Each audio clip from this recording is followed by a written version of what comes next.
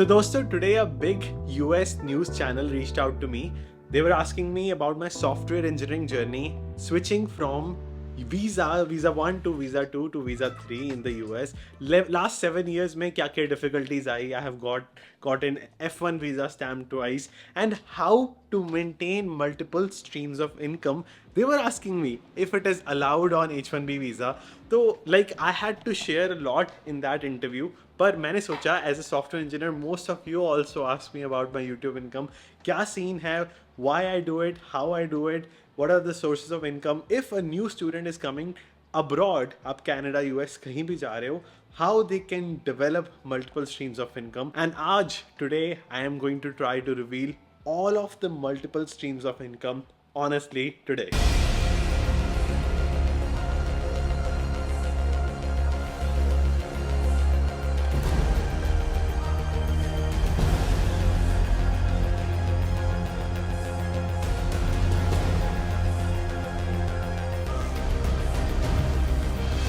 And start करते हैं with my Uber Eats income. Because सबसे पहले तो मेरी साइकिल घर से चोरी हो जाती है. मैं पहले बताता हूँ कि हमारे अपार्टमेंट में जहाँ पे साइकिल पड़ी होती है, it is inside the building.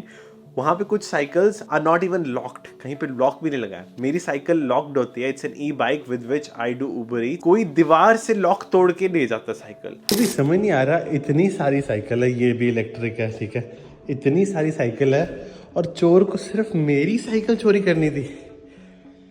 कोई भी देख रहे हो, कहीं पे भी ऐसा नहीं है कि हुक निकला हो, सिर्फ यहाँ पर हुक निकला है और कहीं नहीं. पता नहीं, मेरी साइकिल, मेरा ही आईफोन चोरी होता है इस बिल्डिंग में. जब डिलीवर करवाया था एक बार, मेरा ही सामान चोरी हो रहा है. I am just shocked. I was so scared that day.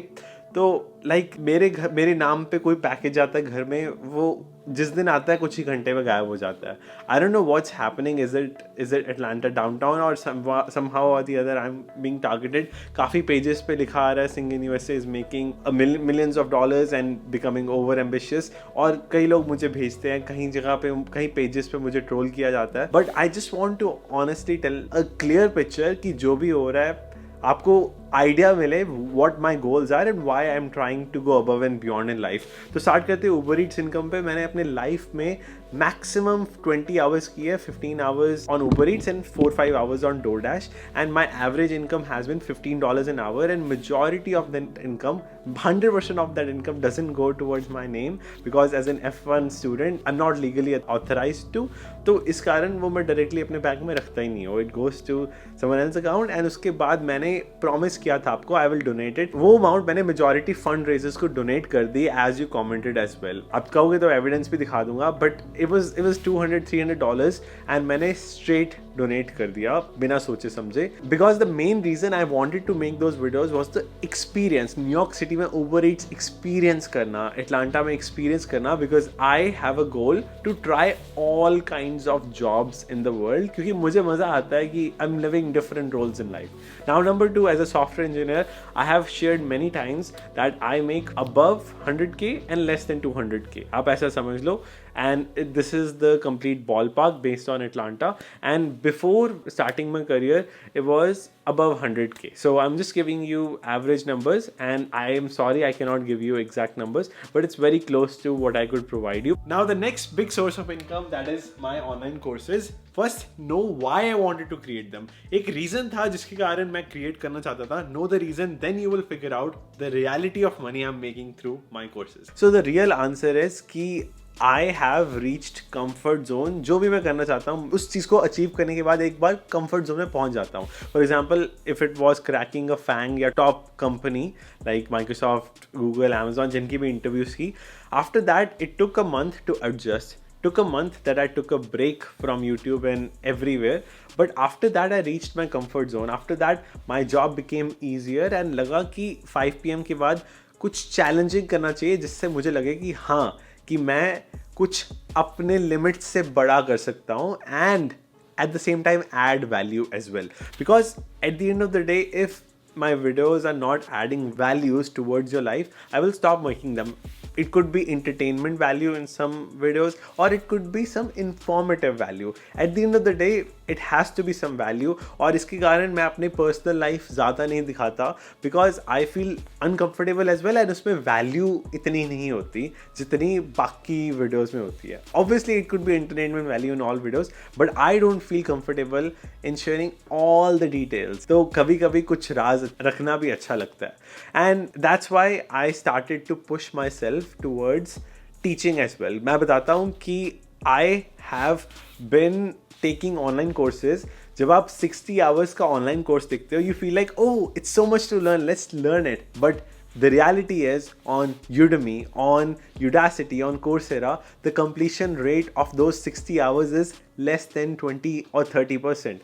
और कोई भी बंदा 60 आवर्स कंप्लीट ही नहीं कर पाता, and they just learn the partial information, फिर कहते हैं बहुत ज़्यादा हो गया and let's give up. And one more reason was I genuinely feel there is shortage of live courses, because in recorded sessions on Udemy you have planned your course which are bug free, but when I teach live there are obviously bugs, errors which come up, and I give a bounty to you all that if you can fix with me then you win like a award.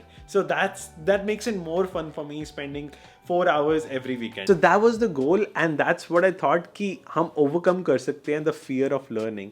Because अगर आप हर चीज़ को when you code with love and अपनी बाहें खोल देते हो, even if it is a programming task, you can achieve it. Now the reality of the income, अगर आपको सच बताऊं, the amount of money I make is less than what I get through performance bonuses as a software engineer, but I still continue to teach them, चाहे Android or iOS. So I know there are less people who want to learn Android, iOS as compared to web development, but I think if I continue to teach is to learn twice.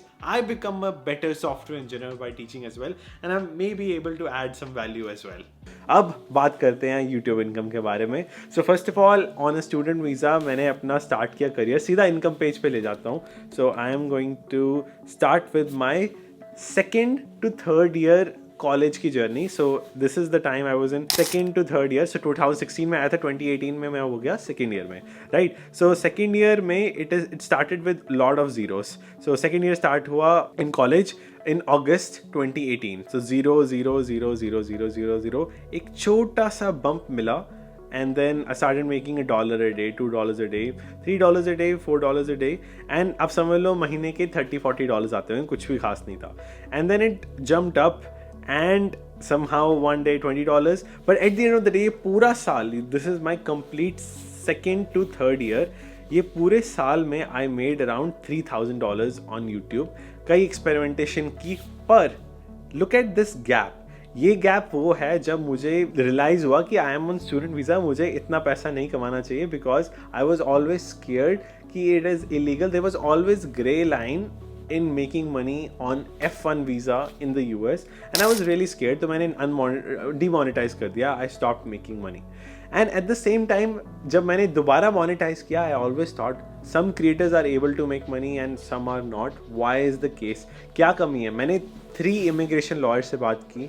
I talked to them, I got it over the voice, asked them if I can use their idea in return that I am able to do it. So this is what immigration lawyers told me. They said that it is all about your risk potential. There is a chance that I might not be caught, and there's also a chance that I can be deported as well. But I took that risk. Do you know why? Because at that time मेरे पास खोने के लिए बहुत बड़ी चीज़ थी. Like getting kicked out of the country was really big. But the biggest risk, you know what I had was to not be financially free, to put burden on my parents. मैं चाहता ही नहीं था. I wanted, it was my dream to not take a single penny after the age of 18-19. हालांकि I achieved it after the age of 19, but it was a dream and it wasn't possible if I wouldn't have started my YouTube venture. तो मुझे करना ही पड़ा because it was a dream. मैंने सोचा कि मैं try करूँगा. If I fail, I will accept it, and that was the risk I took. You have to be very careful, and I talked to every single lawyer, chose the best way you can, and then figured out the way with the lawyer to make it possible, and at the end of the day made $3,000, जो कि मेरे software engineering internship का अब 20-30% भी नहीं है. I'll be very honest. उस साल में जितना मैंने इंटर्नशिप से पार्ट टाइम जॉब से कमाया था 20-30% भी नहीं था. सो माई गोल वॉज ऑलवेज, मैंने 3 months के लिए डिमोनेटाइज कर दिया था. सो February 9 to around April 22 मैंने डिमोनेटाइज कर दिया था. You can see that I was making consistent income $10 a day at the time. मैंने डिमोनेटाइज किया just because of the fact that मुझे घर वालों से कहा गया कि मत कर। कोई दुनिया में था ही नहीं जिसने मुझे रोका नहीं है इस प्लेटफॉर्म पे आने के लिए। वही लोग कहते थे I am not good at communication, मुझे कैमरा के सामने बात करने नहीं आती, कई गालियाँ आती थी। I tolerated because my goal was to continue to get better by doing. अगर मैं कुछ पढ़ाना चाहता हूँ तो ट्राई करना हर वीक और फिक्स करना as you teach, as you try to make videos, fix as you go, and that was my goal, 1% every day, and somehow I reached this point. तो ऐसे करते करते ये हो गई मेरी थर्ड ईयर की income. Now let's move on with the fourth year.